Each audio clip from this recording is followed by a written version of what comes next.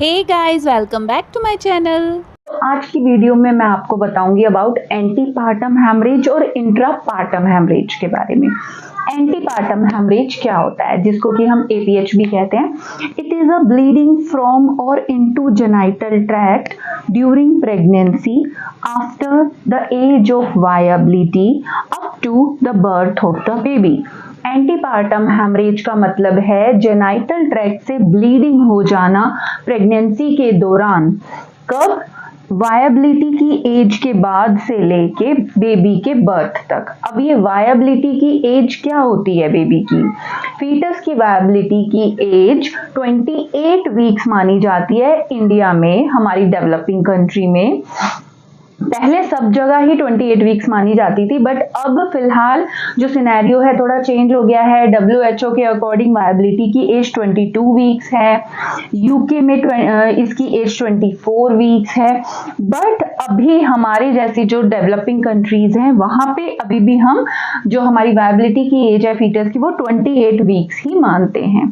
सो antepartum haemorrhage हम तब कहते हैं जब वुमेन को, एंटीनेटल मदर को ब्लीडिंग होती है जेनाइटल ट्रैक्ट से during pregnancy after age of viability. 28 weeks pregnancy के कंप्लीट होने के बाद से लेके बेबी के बर्थ तक अगर कभी भी उसे ब्लीडिंग हो जाती है तो हम उसे एंटीपार्टम हैमरेज कंसीडर करते हैं।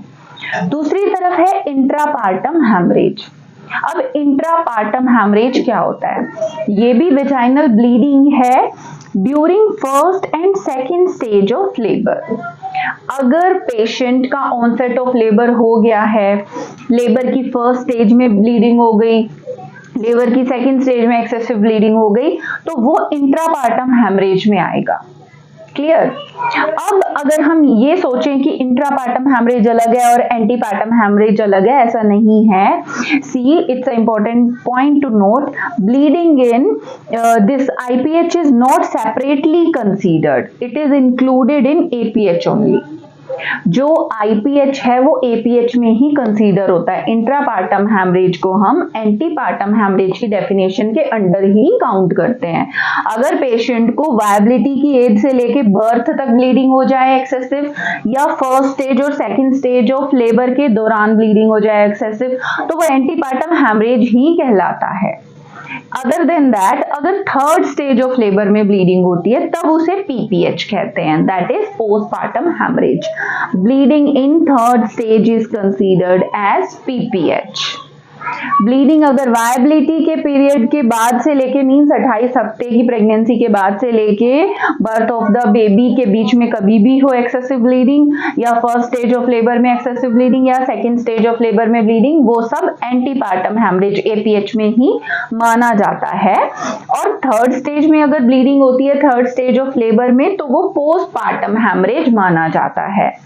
ओके, सो एंटीपार्टम हैमरेज अगर हम APH कोई आपसे पूछता है, so the APH is bleeding from or into genital tract during pregnancy after age of viability up to birth of the baby. और इंट्रापार्टम हैमरेज जर्नली हम क्या बोलेंगे? Vaginal bleeding during first and second stage of the labour, that is known as IPH or the intrapartum haemorrhage. तो ये थी आज की छोटी सी video about APH and IPH। Okay, PPH के बारे में detail video I will upload soon. Bye, see you.